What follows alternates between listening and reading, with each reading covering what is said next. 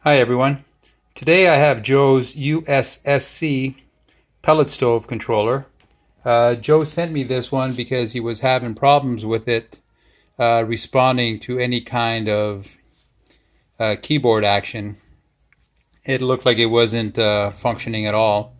And additionally, when I received it, it was throwing an error 2 code, which is kind of a catch-all error code to some extent. So what I found on this one really is that, like others I've seen in the recent past, the keyboard is what's actually failed, the keypad. So the keypad is 4 columns by 3 rows, and the few that I've seen already, for sure, a couple, the off key was always on.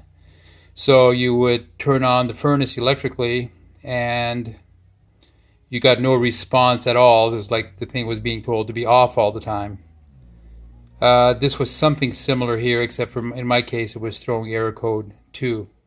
So I'll go ahead and turn on the power to the pellet stove controller using my tester here, and that will cause the controller to go through its boot up routine, the USSC, then pellet, then version, blah blah blah. There it is. There's a USSC display. Next should be the pellet indicator, version U 2.76, and then it goes off because I have it in the off mode, or at least it was off when power got shut off. Some of the lights are on, the off is blinking, and on my stove simulator I have the combustion fan is on, and so is the convection fan, so it'll stay this way for a while because it simulates coming on for the first time.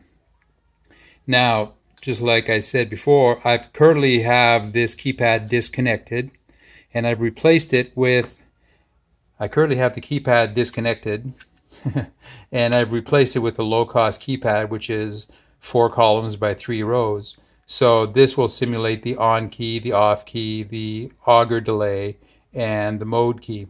So if I go ahead and press the on key, I should see the USSC pellet stove controller come up, and there it is.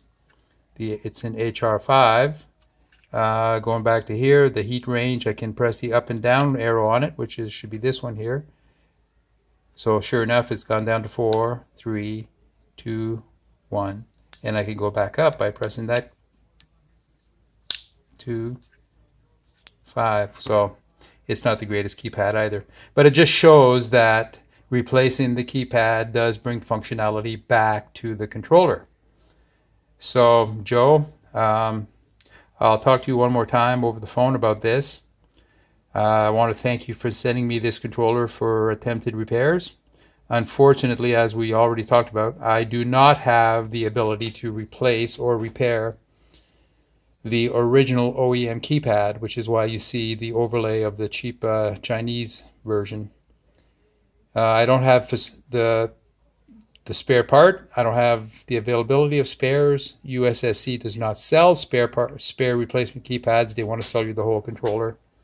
So as I said, we'll speak about this again, but in the meantime, thanks for sending me this, and keep any thoughts you may have about this open. I'll work with you on that.